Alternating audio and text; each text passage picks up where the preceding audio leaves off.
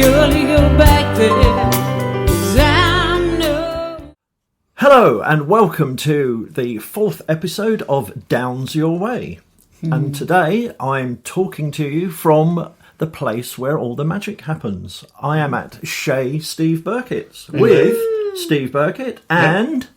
Rebecca Down! I have at last got the both of them together to pick up the threads. We don't like being together. We sometimes but we are kill sitting each apart. other. Sitting each side of the room in Don't case I- we start fighting. Exactly. Oh, come on, Steve, scrap it up. Yeah. Okay. So, but got them both together at long last to pick up the threads of the theme of Back to the Start. So if you remember in the first 2 episodes, I talked individually to Rebecca and then to Steve about how their musical interest and careers had started. And in both cases, brought them both to the point where they met. So today, we'll pick up from that point and take it from there. So, Fantastic. the obvious first question, without any further ado, is how did you meet? You can tell your part of it, and I'll tell you my part of it. Is it going to be different now? He says, pointing to Rebecca, which doesn't work on a podcast at all. No, I'm also curious that you're going to have 2 different versions. There probably is 2 different versions. No. Basically, I joined like a covers band, which was our early incarnation. Is that incarnation? Incarnation thing. Yeah. And one of the guys who was in the band, Gary Jones at the time, said, I know a great guitarist, and he's kind of an all-round instrumentalist, and he's a bit of a pain in the butt, but don't worry about it. He didn't actually say that. And there comes along, and I remember the I can see it in my mind's eye now, the rehearsal where Steve Birkett comes along and he's got keyboards and he's got guitars and nose flute and the whole works because he's a multi-instrumentalist. And I just thought, this guy's pretty good actually. He's all right, you know what I mean? He's like Damned by faint praise. He's all right, he could be all right, this one. And so that's actually how we met. And then I didn't know from that first meeting that he wrote songs and his history. But then a few weeks later, really, or it was probably more than that, I went round his house and he was playing me some of the stuff he wrote, and I was just totally gobsmacked. I just thought, bloody hell, like, why aren't we playing this music? Why aren't we writing together? I write, you write. These songs, it's great to be playing covers. Obviously, I'd sort of taken a bit of time out, and wasn't really sure what I wanted to do still, because I'd always been in original bands. So it was just a case of, we've got to start playing this material, Steve, because it's pretty good, lad. You know what I mean? So that's kind of how it all started. So, I'm sounding really Wolverhampton today. Oh, yeah. Shall I put on a telephone voice? You're allowed to sound Wolverhampton because you just beat the Villa over the weekend. Oh, I don't want to upset any Villa fans. I do. But yay, Wolves. Okay, Steve's a blue nose. Don't hold him against him, and please keep coming to the gigs if you're a Villa fan. Thank you. Well, I was a Wolves fan briefly. Anyway, so my version of that is almost exactly the same. But not good. But it involved 2 bass players. In the guy who set up the covers band that we met. Oh, yeah. John Potter. John Roy Potter. He's a great bass player. And Gary Jones, who I knew from playing football with, or rather, he used to play football, I used to kick people. And I also knew him because he'd played a few gigs. I've done a few gigs with him on bass. He was playing bass guitar. Yeah. I said, okay, I got this covers band. I said, well, you got 2 bass guitarists.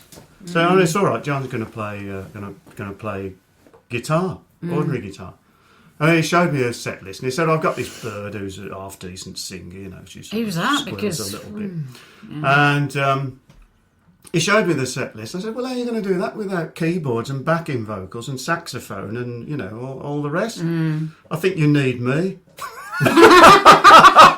So. And he wormed his way in my in. mild-mannered way, I got myself into the band. Nose flute. And, and it sort of changed a few times, didn't it? A few different personnel changes. Yeah.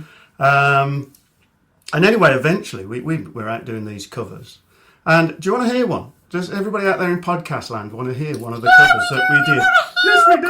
Yes, we do. It was great. It was fantastic. Right, this is one of the And covers. who's on this? Who's on this now? Tall Paul. Tall Paul's drumming. Tall Paul's drumming. What's his... Gary Jones is on bass. Yeah, Gary Jones is on bass. Rick Sanford on guitar. I'm on keyboards, sax, brass, nose flute, etc. You're wailing, and I'm on guitar as well. Nice, isn't it? And it goes. This is Delbert McClinton, I think. You remember Delbert? I don't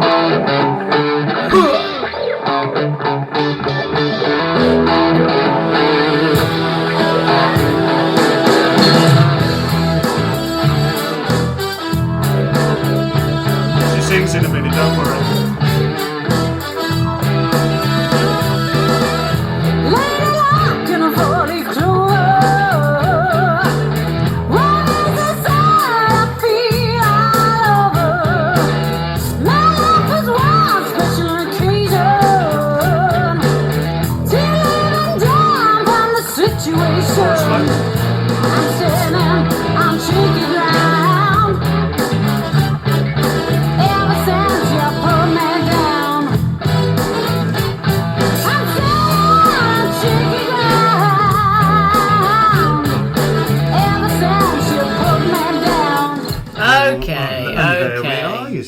God, I really would have changed how I sang that, but it was all right. I thought you sang that really well.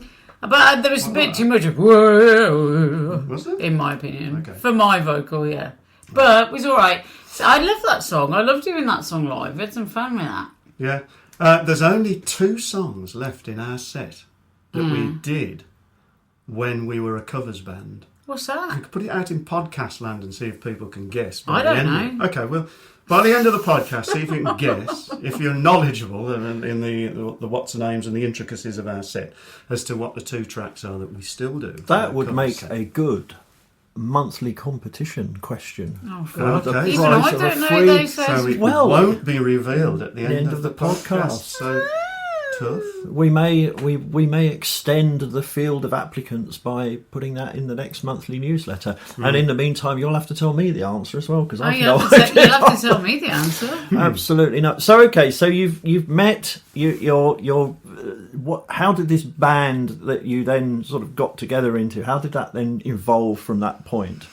Blood, sweat, tears, pain, arguments. Well, yeah, all of the above, really. It's like any band evolves, and you've got a lot of things to consider with moving a band along in the direction that we were with original music and stuff. Because all of a sudden you're going from doing gigs that are, quite maybe okay, well paid. And everyone's splitting it and all the rest of it, and it being quite straightforward, to original music, which is, involves way more rehearsals, and maybe not such steady gigs, and maybe a lot harder work, and people have got families and all the rest of it. So immediately you get changes in a band and you still get changes in a band because people's personal situation changes, which then affects their position in the band. Mind you, there's a whole element of what we were doing to start off with that didn't involve a band, because we were just doing stuff on our own, weren't we? Yeah. Just the pair of us. We didn't want anyone else. Oh, it's interesting. Well, let's go back to the writing side of it then. So you've got together. When did you start writing? And here's another sort of quiz question almost, but we will try and get an answer to this one here. What was the first track you actually produced together? Well, wrote together. I wouldn't say produced, God. the wrong word. Yeah, wrote together. I know what that was, and I don't think it exists anywhere, What because was we did a demo of 3 songs at Mark's. Oh, yeah. And one of them was, I could sing it, but I couldn't tell you what the chorus is. It's that It was one easy. that I'd written. No, it's that it wasn't easy. that. It's so easy. No. It was something with easy in the title. Yeah, was it easy like Sunday morning? No, that was. Been It's very not. original. Wasn't it? It's that easy because that's a song we did later. But there is. It was went a song. so what I'm told, something old. Oh yeah, it was like solely kind of vibe. Yeah, I mean that was. Don't start playing that, Colin Speller. That was sort of the way that we were going down, because that was the sort of stuff that I was writing for myself. So I naturally extrapolated it to the it's a good Just word. forced me it's a good word. That, extrapolated. You just forced me into singing it. That's right. Yeah. And there was that. And there was also some acoustic stuff, because we were going out doing acoustic stuff. Yeah, as we well. were all the time. With some amazing open mics that we did. That's really funny. Just incredible. Sort of but let's not. We digress. But we digress indeed. Some amazing people on the scene in Birmingham. I mean, the earliest thing that anybody's going to have is that very first EP, isn't it? Mm-hmm. Which didn't ever get printed or produced anywhere. No. I think which is good, really. No, sorry, I think you're talking about the 3 songs didn't get printed or produced. Yeah. But I think Steve's talking about the real life EP. Yes, that's the first thing that anybody out there in general public land would be able to listen to. Yeah, because we were playing Real Life, the song, acoustically, and we were playing the other songs on there acoustically. And we kept being asked, like, what genre are you, and all the rest of them. We just didn't know, to be honest. We were just writing songs. And it's took us a long time, I think, to realise exactly what we want to say and what we want to, or how we want to say it. We know what we want to say, but it's how we want to say it. If you want to pin it down, it became sort of country bluesish. It did at the time, slightly southern, bluesish. That's where people were trying to put us. Although there was all sorts of stuff going on. So let's look at how you work together, because that's always a question that is asked whenever we have an interview or you're on the radio or whatever. So just talk us through how you work together and how you got to that way of working together. Again, what the evolution of that was from the time you first met. Well, actually, we both work differently, which is a bit weird.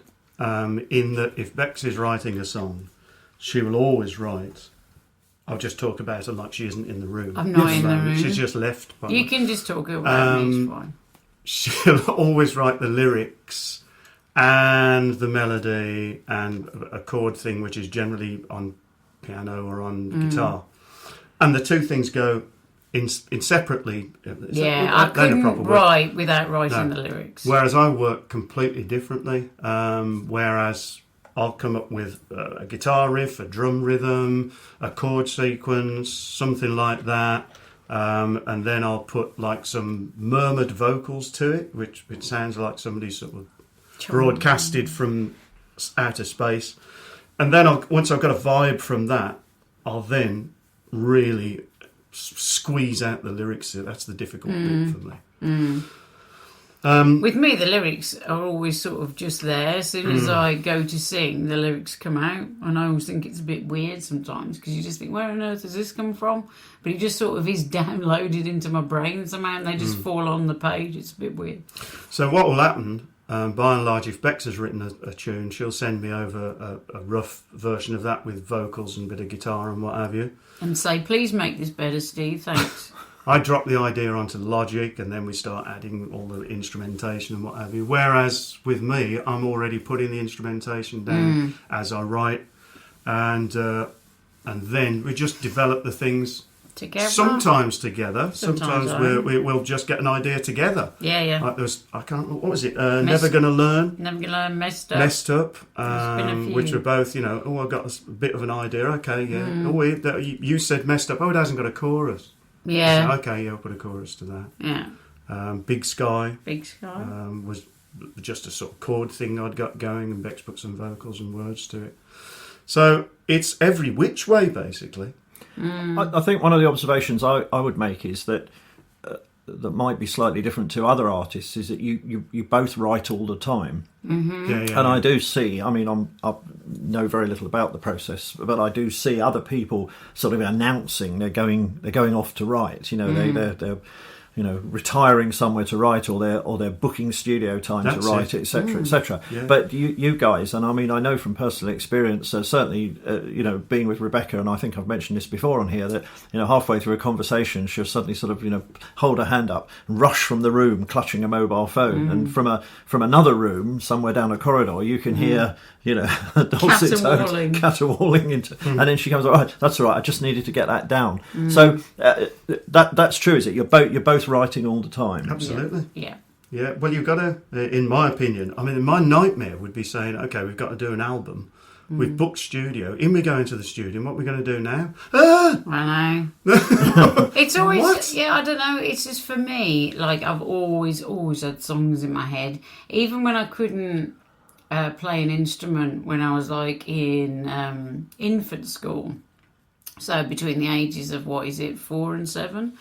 And I'd just be on the playground and I'd just be making up songs, and all the kids would go, "Oh, Becky, make up another pop song." So I'd just stand and make up a song, So it was always, even before I actually thought about it as anything real, it was just something that I did, something that always happened, So for me, it's just something that I wouldn't want to shut off. There's always something going around in my head. I can't. I wake up first thing in the morning and there's a tune going around in my head. I don't know what it is, but there'll be a tune going around in my head. So, I mean, very often when we were talking about this in rehearsal the other day, when we get into the studio to put an idea down, and some people say, okay, well, do your guitar part now. And I'm thinking, what the hell did I play? Because I did it probably getting on for 12 months ago. Or more. And I probably did it at sort of 9:30 in the morning in my dressing gown. So suddenly I've got to, what did I play then? I don't know. I'm trying to work I mean, we always, I normally. do a cover version of what I originally wrote. Possibly a little too much information in that last. I've got a visual now. Yes, But, no, it's true. a vision that. But it is a case of, we will look at the songs, we'll get about, we'll pick, automatically for me, the best ones will rise to the top, and we generally feel the same, both of us. And then we'll try and discern what the hell it was that we played on them, and then try and open those up to the band. Well, let's go back to the process a little bit, because again, if we pick up a theme that you're writing all the time, you're drawing these songs together into something tangible. Yeah, just talk us through the process of creating the demo version of them that you go through. I'll pass this to Steve, 'cause it's his area. Okie dokie. The best whole process example is the whole of More Sinner Than Saint, the title track and the whole of the album. So what will happen is, let's say I've got an idea of my own, or Beck sends over an idea. So first of all, I say, okay, let's beat map that. Let's actually find a tempo that's going to work for that. Sometimes that might shift a little bit. We then put down, I'll program some drums in, because once you've got a drum beat, you've got a groove. Then very often, if Bex has sent down an idea, I'll just put that as like a template, and then play in the guitar parts and the keyboard parts and the bass parts and all the rest of it, and look at some harmonies. So by the time all of that is finished, we've got a pretty fully fleshed out demo on Logic. Which is, if you don't know what Logic is a multi-track thing that I've got. That a lot of bands use, or they use Pro Tools and multi-track whatever. software. Yeah, that's the one. Well, what happened with the Sinner album is that we had Chris Kimsey as an advisor, if you like. So once we'd got to that stage of having a whole album of demos and a few more, because we had a load of things, it was a case of, let's just run them past Chris, see what he thinks. Do you think that tune works, in the general feel of the album? And he'd go yes, or he'd go no. And sometimes we'd agree and sometimes we'd disagree. Yeah. Breathe Out, he didn't like, but I think it's a fantastic song. So it ended up on the album. Yeah. And then it would be a case of, well, does that little section there go on a little bit too long? Can we trim that down a bit? And he'd go, no, that's great. Or he'd go, yeah, you want to just sort of take that down a little bit. And it was great having somebody with his experience and just basically just, you know, having worked with so many people and just being somebody that's very much into the music, you know. Yeah. I think you can play songs to some people and you realise that they're only listening to it on quite a peripheral level. But somebody like Chris, immediately you can tell he's interrogating what's going on in the song and how it evolves. So it's just, you know, and the guy's a legend. It's it's amazing great, to work with him. You'd imagine you're sitting down with the guy who recorded the Rolling Stones, for God's sake. You know, he did Start Me Up. I remember asking him about how he got the drum sound for Start Me Up, which I thought was wonderful. Because he was so, just lovely about everything, it was great. But it was... it was an education just to work with him. Because sometimes you can work with people, and we've worked with people that, you know, you play them a song and you get back, I don't like it. Yeah. And it's like, well, that's useful. How about saying why you don't like it? Yeah. If there's points you think it could change, but you still get, I don't like it. Yeah. You think, well, we're not on the playground anymore. Can we get a little bit more from you? But of course, Chris is, you know, just great to work with, and it wouldn't be, I don't like it. It would be, well, I don't know whether this works with that works, or does it work against the background of those songs that you really like? You know, it's a more open viewpoint, really. I think, from my point of view, I find really good about this, because, I mean, my contribution is limited to, you know, the I like it or don't like it. But I mean, I know when you were producing these demos, and I said the other day when we were talking about it that I've got left on my iPod 22 songs. That's right. That did not make There's more Sinner Than Saint. I know. So over time, and it's interesting because those songs started arriving with me, and I started forming an album of demos way back. You know, not long after actually Believe came out. And it grew and grew, and interestingly, the running order, the pecking order, the top 12, evolved over time. But then, even at the last minute, the last sort of, you know, it's almost like the football, you know, the final day of the football season, that somebody just scraped into the playoffs, as it were. And Breathe Out as an example, because yes, Chris did sort of rather reject that, but I mean, I was always very keen on it, and I know eventually we all got keen enough to bring it back in. And then when Tony Clarkin's guitar solo went on it, and you know, did actually substantially change it from the demo, but it you know, it created a song that has very much has a place on that album. So we have this process, we get the demos, so we get to that point, we've decided with advice, you know, which are the candidate tracks. Let's talk through the current recording process, you know, what you've done for the albums to date, how that's worked. So what we did after that is we get everybody together. They've had the demos, I've done chord charts and stuff like that. And we do a couple of days of rehearsal on them, so that we've, you know, just fine-tuned tiny little bits here and there, make sure everybody knows roughly what's going on. What we tried out last time, we tried out doing like whole band recordings. It didn't work, because we've never worked like that. I mean, that was Chris's idea, which was, you know, I can see why he was doing it, because, you know, it's a nice sort of capture a lot of energy, like nice organic type thing to be doing. But what we've always done, we've always had this demo as a template, and then I said to everybody, okay, we know what the parts are roughly, go in and make it better. So Lloyd, bless him, went in, and I think he did the drum parts in about 2 days. Yeah. So he's already done a demo on his drum parts, but then he's gone in with the kit and the recording stuff, and then basically everybody goes in, puts the bass part down, put the keyboard part down, and they're just gradually building up the whole track from the demo, and then looking at whatever else we might need to put on. And for last album, we did Bex's vocals here, recorded them in this place. On this microphone that I'm pointing to here. Again, it don't work. On this microphone. And I think it's for a singer. I mean, I've never really been that happy in a studio situation.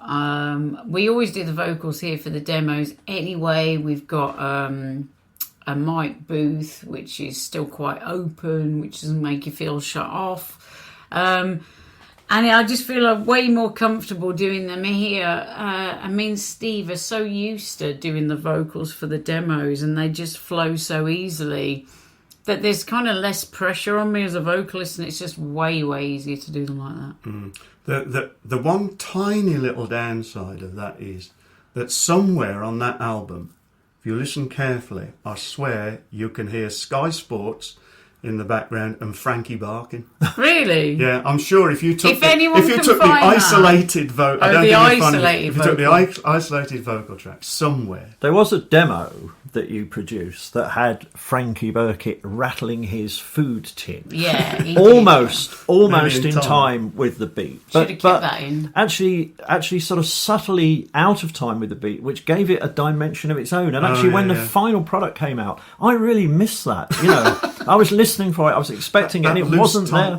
It just wasn't there. That metallic rattle for 2 or 3 beats just was missing, which was really quite sad. So you go through this process. We then get the final and hitherto, obviously, we've worked with Mark at the Mad Hat Studios at Cove near Wolverhampton. We get the finished product, and then we get into the interesting area of mixing. And I think everybody sort of heard this story before, really, of how we got others involved this time for various reasons. But perhaps one or the other of you would just like to pick up the thread on that, really. Well, this is Beck's, really. This is your job, because it's the LA connection. It's the LA connection. That's me and my American accent. Well, we'd got some finished mixes, which me and Steve were very, very happy with. But I went over to LA with Colin, and we were speaking to our American management, and we've got a lot of connections over there, a sync agency over there which syncs your music to film and TV and stuff like that. And they were listening to the demos and the finished mixes that were done, and I think they just wanted a bigger sound. They wanted a different sound, kind of wider, more filmscape sound, I would have thought. So they had a friend of theirs who's the amazing Bill Drescher of Allman Brothers fame. Oh my gosh. Rick Springfield. Spinal Tap. Armageddon soundtrack, the Titanic soundtrack. You know, he's done so much. Stranger Things. Stranger Things. That's the film, TV series, rather than a statement on what he gets up to in his spare time. Yeah. We love you, Bill. And I went to see him, and he produced the single More Sinner Than Saint to give us an idea of how he would mix it. And I just openly wept in his studio, because I never knew that it would sound like that. It was just such a defining moment for me. Steve had heard it first, even though he wasn't in LA, because the time difference, I didn't have any decent speakers to play it on, so Steve had heard it at home, and I didn't know his reaction because we both wanted to react separately, so we were both singing from the same hymn sheet, and I was just overwhelmed. I know. Yeah, I knew. As soon as I heard that, I thought, if Bex has sat down in Bill's place and listened to this, there'll be tears, because it was like the sound in our heads, wasn't it? This is what we were aiming for. And there she was, crying her eyes out in his studio. The poor guy looked horrified, and I had to turn to him and say, well, actually, Bill, I didn't think it was that bad. Really. I know. And again, it was a case of, look, if you don't like this, just tell me. I'll, if there's he was very, very, sweet. And, again, for a guy that's surrounded by gold discs, quite literally, very, very open to anything that we didn't like. I mean, and so then he went on and mixed, it was four other songs, so it's 5 in total, which the American management were using to plug us over in America. Bill is a crazy busy guy, obviously, and obviously in great demand. By the time, it came around to it, we'd come back. We'd got a different schedule, he'd got a different schedule, and we needed somebody to mix the other songs on the album to within a same sonic landscape as the ones that Bill had mixed. We were working with Danny Bowes of Thunder fame, and he suggested his bass player, Chris Charles, who also, has a studio, mixes, masters, all the rest of it. So we gave the rest of the tracks to Chris. And, lo and behold, he does exactly what he'd said on the tin, He made them sit completely sonically in the same landscape as the tracks that Bill had done. And if you're not sure, for people who are not sure what the actual process of mixing is, it can be several different things, but what they did, both Bill and Chris, what they did is basically take all the parts that we'd recorded. They didn't record any extra parts. They didn't do the sort of thing, total remix as your father. But it's sort of getting different levels of instruments, and particularly the levels of reverb that you've got on instruments to create stereo mixing and a very distinctive sound to Bex's vocal, which was perfect for what we were doing. I can actually pick now Bill Drescher's vocal sound for Bex. I know what it is. And it's if you want just a word for it, it's big, massive. It's a big, expansive sound, but also quite aggressive when it needs to be. And that is just a case of EQing the instruments, stereo spread, reverbs, and stuff like that, and just getting the power that is needed, which it isn't altering the recording. It's just fine tuning it, really. Yeah. So there you go. Okay, well, thank you.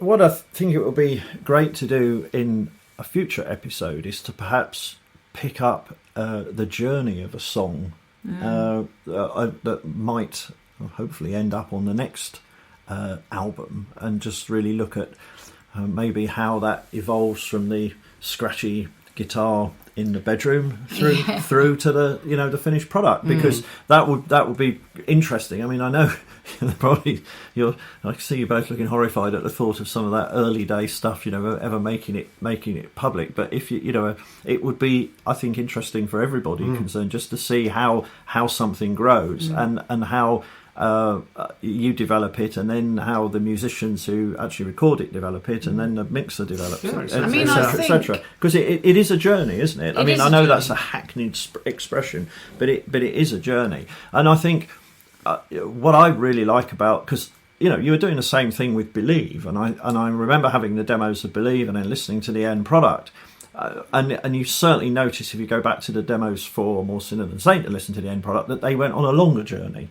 Definitely on a longer journey. And this is all, it's all a matter of opinion really as to, what it should sound like and what. But you guys, I think the important thing that I always bear in mind is that you start off with a vision for your song. At some point in this formative process, you create that vision, and it's usually expressed in a demo.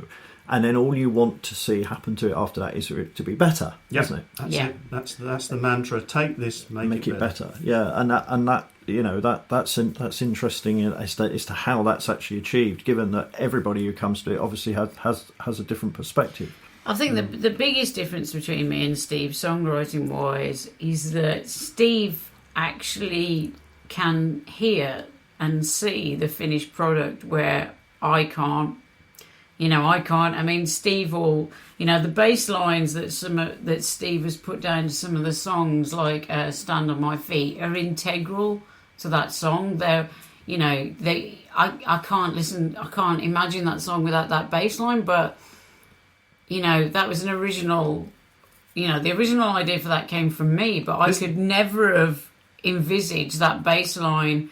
So Steve kind of can see and visualize the whole song. And the thing is, Steve has never ever taken an idea of mine somewhere I didn't want it to go. It's always been like, oh my god, yes, that's totally right, rather than, oh my god, what's he done there? That's never ever happened.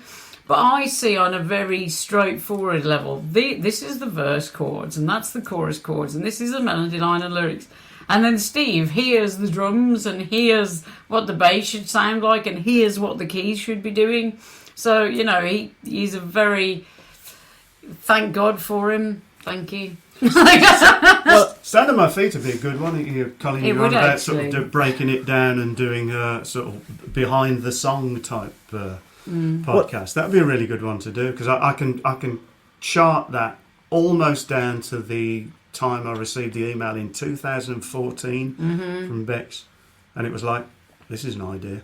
we can work on this one. Well, I'd love to do that one because I think that, and you've probably all heard the story of Stand On My Feet, but that was a song, as Steve said, that started in 2014, was around at the time of Believe, and was quite rightly seen as to be left field at that point, and therefore not.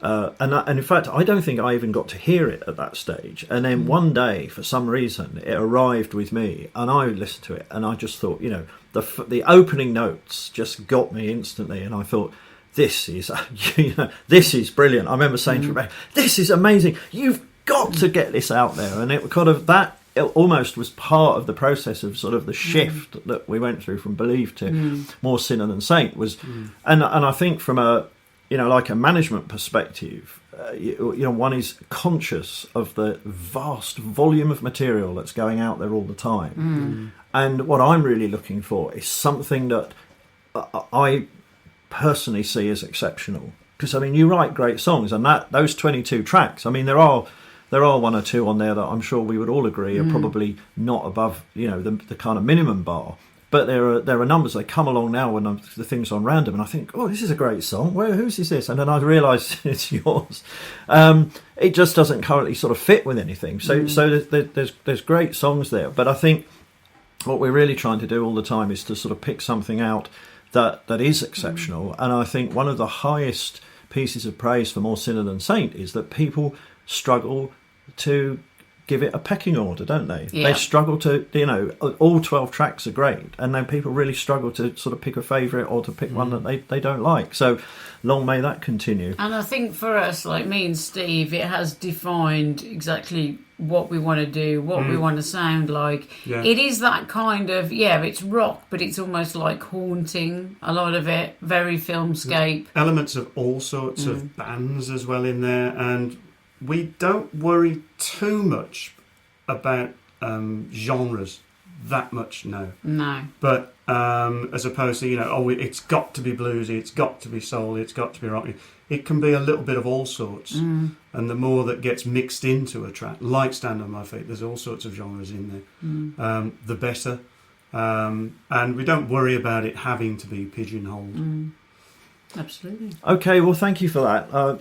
We will return, as we've already suggested, to looking at different aspects. We will be back to the issue of songwriting and how it develops, and particularly as the new album develops. But I will pick up Steve's idea, I think, and if we can look at a song from sort of conception to completion, I think that would be very, very interesting. Wouldn't it be funny to play the original demo that I had on my phone? Well, that's what I mean. Because it sounded bloody awful. No, but I think that would be the essence of that would show people how this develops. I think that would be a fantastic thing to do, because I think if you could go from that and then to that finished demo and then to the final product, you can see the journeys that these songs take. And I wouldn't be at all embarrassed about what was on that phone, because that's the seed for it, isn't it? At the end of the day, if it hadn't been for that, you wouldn't have had a song. Anyway, I'm conscious of time, so at this point I think I must thank both of you for another excellent contribution. Our pleasure. I hope everybody listening has found it interesting. As ever, if you have questions, feedback, or things that you'd like to see covered in future podcasts, please get in touch by whatever means is suitable. Message, email, carrier pigeon. If you want to WhatsApp Frankie Birkett. Frankie Birkett. He's busy working on our next album. He's very busy. He's not made an appearance thus far. We shut him out the door. And the postman hasn't turned up, so that's good. Oh, yeah. So don't forget the quiz question. That'll go somewhere else. What I will say is, as ever, there is a discount code for merchandise. If you wish to avail yourself of that, if you enter the code DOWNS, which is in capitals DOWNES, at the end of the checkout process on RebeccaDowns.com/shop, you will avail yourself of a 5% discount on all the items that you buy. That discount code will be available for 2 weeks. Does my dad know about that? The publication of the podcast. We'll be back again in 2 weeks' time with another episode, and in the meantime, it's goodbye from me. And it's goodbye from me. Ta-ra. All I gotta say is